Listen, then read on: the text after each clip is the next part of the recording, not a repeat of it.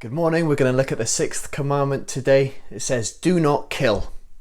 A law that we feel is so obvious, so basic and so universal that you might even feel that it's strange that we choose to look at it in any detail at all. Just don't kill anyone. A recent survey asked the people of Great Britain which 10 of the 10 commandments that they thought were still worth keeping. 93%, the highest of all the figures, said that this was an important law to keep.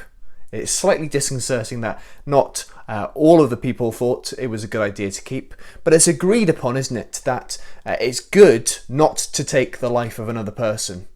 It's not just in Britain. I think in most places you go to, there are similar ideals about taking someone else's life. But why? As we look at this commandment this morning, I want to look at why this commandment exists and how we can keep it today. It's actually one of the commandments that the people of Israel had heard of before the law was given at Sinai. In Genesis 9, after Noah and his family had left the ark and they were starting afresh, God said, "Whoever sheds man's blood, by man his blood shall be shed. For in the image of God he made man." The reason why God takes it so seriously is made clear. Human life must be protected because human beings are made in the image of God. We looked at this in a little bit of detail when we looked at the second commandment. But every time we demean another and harm another person, and especially kill another person, then we're not just hurting them. We're hurting and offending the God who created that person. He designed humanity to be set aside. Not like any other animal. We don't just eat, sleep and procreate instinctively like chimpanzees or meerkats or cows. No, we can think, we can feel, we can reason, we can love, we can create, we can have this idea of right and wrong. We invest in other people, we're communal, just like God is. And so whenever someone is killed, it is destroying someone that has been made in the image of God. So whether that person hasn't been born yet, like abortion, or that person is old and is very sick, like euthanasia, it's killing, isn't it? These laws are given so that we might take care as well.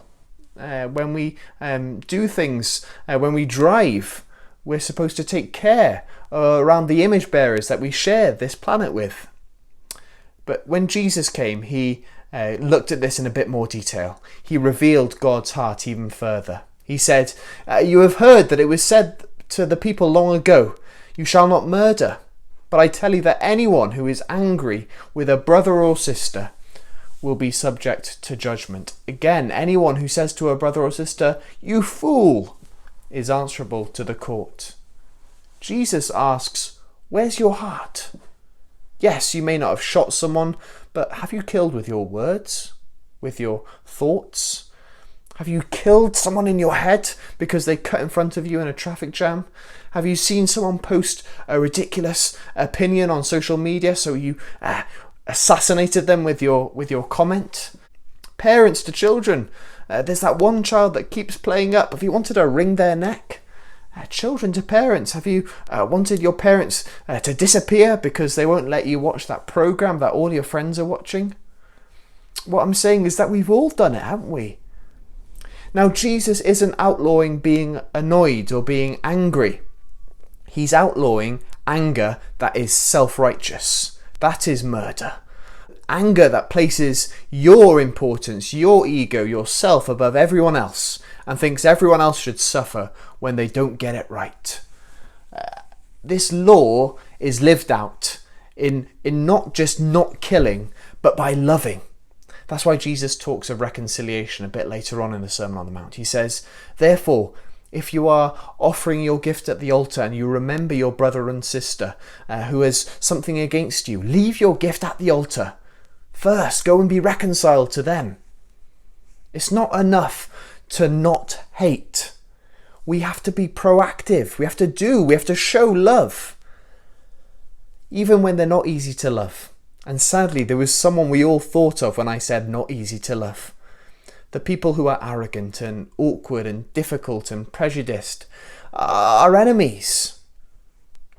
We see this perfectly displayed in the life of Jesus, who is the fulfillment of life. He is the healer, the one that reverses death itself, the one whose words were full of life. And in the most amazing way, Jesus Christ himself is actually killed by the enemies of God, ourselves included. But the amazingness of the gospel is this, that even through the breaking of this law, God is able to work it for good. In God's plan, those same enemies can be forgiven through the saving power of the cross. He died and rose again that we might not only be saved, but that we might live lives of love which reflect the life-giving Saviour, Jesus Christ.